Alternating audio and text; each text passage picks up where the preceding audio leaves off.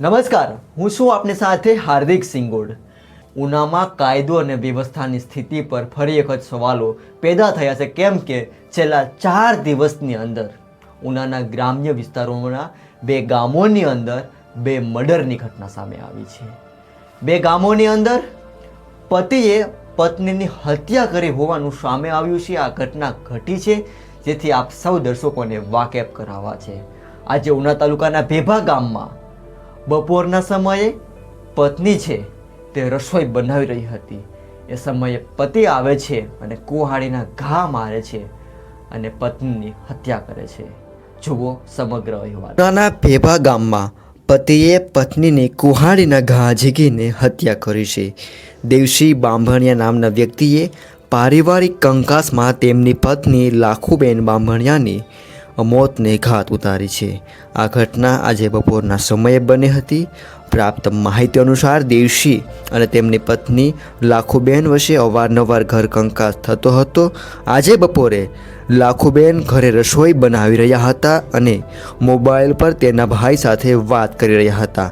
આ દરમિયાન લાખુબેનને અને પત્ની દેવશી વચ્ચે ઝઘડો થયો હતો અને આ ઝઘડો ઉગ્ર બનતા પતિએ કુહાડી વડે પત્નીના ગળાના ભાગે ઘા મારી દીધા હતા, જેથી પત્ની ગંભીર રીતે ઘાયલ થઈ હતી. ઝઘડા દરમિયાન ફોન કટ થઈ જતાં લાખુબેનના ભાઈએ ફરી વખત ફોન કર્યો હતો. ત્યારે દેવશીએ ફોન ઉપાડ્યો હતો અને તેના સારાને કહ્યું હતું કે મેં લાખોને કુહાડી મારી દીધી છે. મારું નામ વાજા દેવસીભાઈ વીરાભાઈ છે અને ગામ મારું આકોલાળી છે. આજે તમારા બેનની હત્યા થઈ ગઈ છે, શું છે આખી વાત?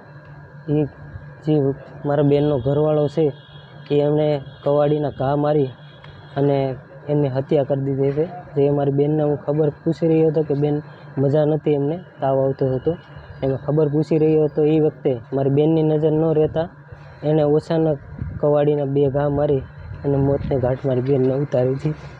એટલે કવાડીના ઘા મારવાનું કારણ શું? તો એ 2 જણાનો ડખો હાલતો હોય, એના ઘરવાળાએ 2 જણાનો તે એને કવાડીના ઘા મારીને હત્યા કરી. તમને કેવી રીતે જાણ થઈ? અમે બેનભાઈ ફોનમાં વાત કરતા હતા. એ વેળા મેં પછી ફોન કપાઈ ગયો એટલે મેં ફરી પાછો ફોન કર્યો. ત્યારે એને જે મારા બેનનો ઘરવાળો છે એને કીધું કે મેં તારી બેનની હત્યા કરી નાખી છે. તમારા બેનને કેટલા સંતાનો? 2 દીકરાઓ છે અને 1 દીકરી છે. એમાં 1 દીકરો છે એને માનસિક બીમારી પણ છે. કે આ ભાઈ જે તમારા બનેવી છે એ શું કામ ધંધો કરતા હતા? એ બોટનો ધંધો કરતો હતો અને હમણાં આવીને રોજને રોજ હેરાન કરીને ઝઘડા કરતો હતો. આ બનાવની જાણ ઉના પોલીસને થતાં પીઆઈ નિલેશ ચૌહાણ સહિતનો પોલીસ કાફલો ભેભા ગામે પહોંચ્યો. આગળની કાર્યવાહી હાથ ધરી પોલીસે હત્યારા પતિ દેવસીની ધરપકડ કરી અને હત્યાના બનાવને પગલે ડીવાયએસપી પણ ઘટના સ્થળે પહોંચ્યા અને ઉના મામલતદાર છે તે પણ ઘટના સ્થળે પહોંચ્યા. મારું નામ પરેશભાઈ દાનાભાઈ બાંભણિયા, મારું ગામ ભેભા છે. પરેશભાઈ, ખાસ વાત કરીએ તો આજે તમારા ભાઈએ તેની પત્નીની હત્યા કરી નાખી છે, શું કે વિગત છે? વિગતમાં એવું હતું કે અમે વાડીએ રહીએ છીએ, બરાબર. તો અમે લોકો ખેતરમાં કામ કરતા હતા ને એ બંને જણા ઘેર હતા, બરાબર. એ બંને જણા વસાડે શું માથાકૂટ થઈને કંઈ ખબર નહીં ને આવી ઘટના બની ગઈ છે. કેના વડે હુમલો કર્યો હતો? તો કવાડીથી હુમલો કર્યો હતો. પછી આ ભાઈ તમારા જે છે એ એને કંઈ માનસિક બીમારી કે ના, થોડીક મગજની છે ને એને તકલીફ હતી થોડીક. હા, 3-4 દિવસથી થોડીક તકલીફ હતી ને મગજની. શું કામ કરે છે તમારા ભાઈ? એ બોટમાં પણ જાય છે ને હીરાય ખસે. ને એને કંઈ દારૂનું કે કંઈક વ્યસન હતું? દારૂનું પહેલાં દારૂનું વ્યસન હતું, પણ હમણાં ક્યારેય 2-3 મહિનાથી કાંઈ પીતો જ નહીં દારૂ, કાંઈ વસ્તુ. 2 માણસ વચ્ચે કેટલા સમયથી ઝઘડો થતો હતો? ઝઘડો તો પહેલાં થતો, પછી વચલા ગાળામાં બહુ સારું હતું. આજરોજ તમારા ભાઈ જે છે તેની પત્નીની હત્યા કરી અને પોતે પણ આત્મહત્યા કરવા જતો એવી વાત લોકમુખે ચર્ચાય છે, શું છે? હા, એ પોતે બધું હત્યા કરીને પછી બહાર નીકળ્યો એ કહેતો હતો કે હું મરી જાઉં, એવી રીતની વાત. તમે લોકોએ પછી અમે લોકોએ કાંઈ નહીં, પછી એણે કીધું કે આવું બની ગયું. પછી અમે ઘરે ગયા ને એ પછી નાન્યા ઊભો જ એને રહ્યો. દોરડા વડે બાંધી રાખવામાં આવ્યા હતા?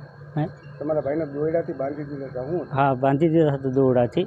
કેમ બાંધ્યા હતા? કારણ કે એને થોડીક મગજની અસર હતી કે નહીં, એટલે બાંધી રાખ્યા છે કે જેથી બીજા ઉપર હુમલો ન કરે. ઉલ્લેખનીય છે કે આરોપી દેવશી બોટમાં માછીમારી કરવા જતો હતો, જે હમણાં 4 દિવસ પહેલાં જ ઘરે આવ્યો હતો તેમજ મૃતક લાખુબેન મજૂરી કામ કરી અને ઘરનું ગુજરાન ચલાવતી હતી અને સાથે બાળકોને પણ અભ્યાસ કરાવતી હતી.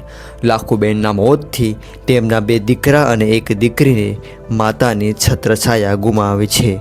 ઉના તાલુકામાં 4 દિવસમાં આ બીજી હત્યાની ઘટના છે જેમાં પતિ દ્વારા પત્નીની હત્યા કરવામાં આવી છે. અગાઉ રવિવારે સીમર ગામમાં પણ પતિએ પત્નીની ચારિત્ર્ય અંગે શંકા રાખી અને હત્યા કરી હતી. આ ઘટનાઓથી વિસ્તારમાં કાયદો અને વ્યવસ્થાની સ્થિતિ પર સવાલો ઊભા થઈ રહ્યા છે. આ અંગે તમારું શું કહેવું છે? અમારા કોમેન્ટ સેક્શનમાં કોમેન્ટ કરવાનું ભૂલશો નહીં.